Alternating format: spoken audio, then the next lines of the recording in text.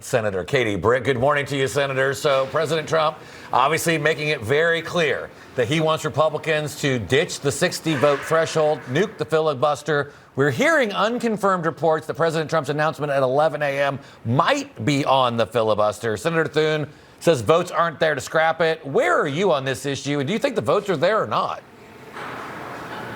Yeah, look, the president made a very compelling case yesterday. It is clear why he is frustrated. We have unprecedented obstruction from Democrats, and he's had it since day one. I mean, if you look at the nomination process and the fact that by us not change, we had to change the rules actually to be able to get his nominees through. If you remember, he didn't have one nominee as of September go through by voice vote or unanimous consent, whereas Barack Obama at that time in his presidency had 292 that had. That's just one indicator of the fact that they want to put up every roadblock possible for him enacting his agenda. Look, Leader Thune has said that the votes are not there. So right now, what I am working on is another pathway forward.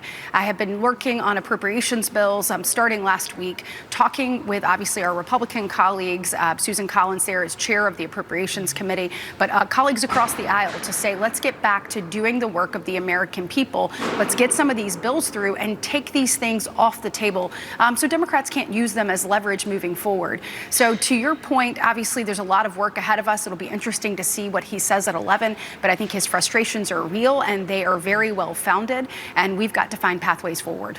Senator, I want to ask you about something that we saw take place yesterday. Senator Bernie Sanders decided to take over Chuck Schumer's news conference, where he actually took aim at Democrats. Take a listen to this. No great secret. Of course, there's an establishment, and of course, there's a division within the Democratic Party. There's no secret to anybody here.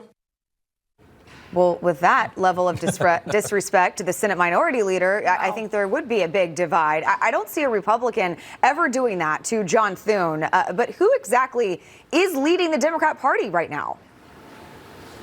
Well, that's the question. And look, we see Democrats gloating about the election results. I mean, let's be real about that. Those were blue seats in blue states. I mean, this is nothing remarkable.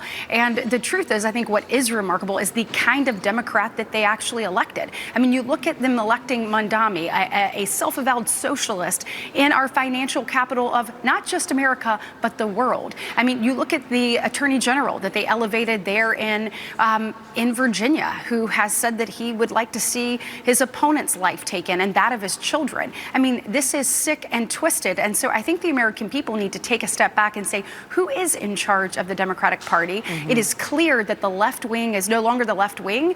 They actually are in the driver's seat.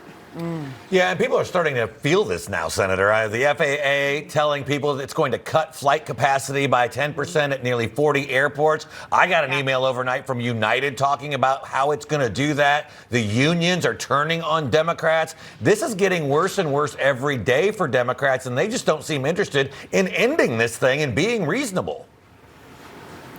Look, they are being selfish and short-sighted. The fact that they can walk past Capitol policemen every day who are trying to figure out how to make ends meet, who are not getting a paycheck, let's be clear, but yet have a mortgage or rent, or they have a car payment or child care payment. The arrogance that that takes is absolutely unbelievable. At the end of the day, think about this. We are about to celebrate Veterans Day, and yet they're going to have a bill on the floor, likely as soon as today, that funds veteran services. If they walk away from that, I think that is an absolute new low. And so what we need to do is actually do our job, move these bills. I am hopeful that we can have a CR that is attached to that in some way so that we can open the government up and continue to do the work of the American people. But I think you're seeing Democrats hit new lows. And the fact that they want to take victory laps about this election, blue seats in blue states, and not put American people first is incredibly disturbing. And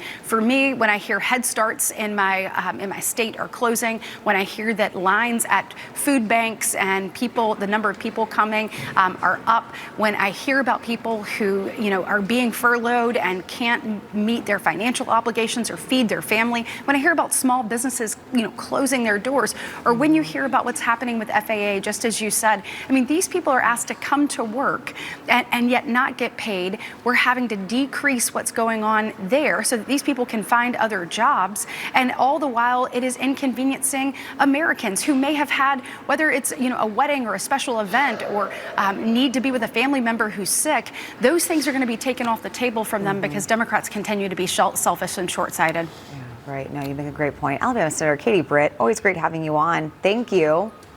Thank you.